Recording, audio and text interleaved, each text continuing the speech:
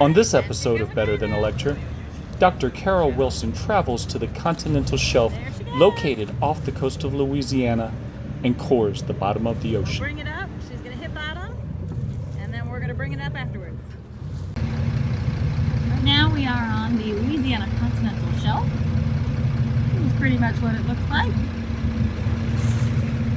Lots of open skies, open water. Peppered on the horizon are some oil and gas platforms. You'll notice that the water here, we are offshore of Grand Isle at this location, and the water here is not as muddy as other areas. Our first coring location was actually very close to the Mississippi River mouth, and the water there was a lot browner and murkier. Still got some brown in this, so we call that turbidity, so that means there's suspended sediment in the water column.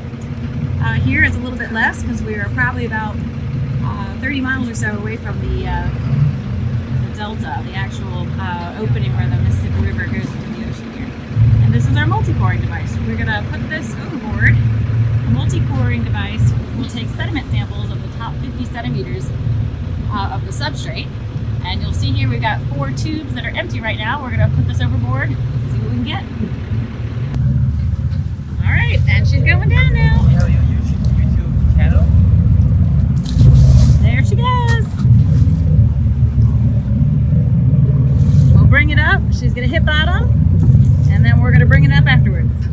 All right. 26? Here we go. This is what we've got. Yeah, 26. We've got 26 centimeters of sediment in this very first one. Yeah, this is the second one. It's 27. 27 centimeters in the other one. Okay. Yeah, sure. Those look like they're keepers. They look good. All right. So I'm here with Johnny. Hey, Johnny.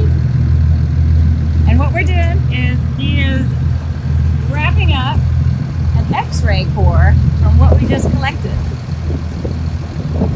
So we found out when we opened this thing up that it seems to be that there's like a layer of sand at the very top, and then at the very bottom there's a lot of finer grained material that we call silt and clay. And what we're collecting right here is a special kind of sediment sample called an X-ray tray, so that we can preserve the sediment in this. And we're going to take it back to the lab and put it under an X-ray to see the laminations and the detail inside the sediment core here. Because by the naked eye, we can't really tell much except maybe a change in color. But when we take an X-ray of this thing, a lot of details will come out and emerge. All right, and here we are with Nikki and Sophie. They're both graduate students at LSU.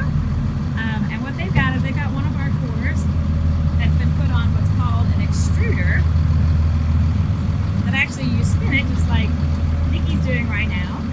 And that allows essentially the core to act, or this extruder to act like a push pop, where part of the core gets pushed out to the very top in centimeter increments that Sophie is then putting into a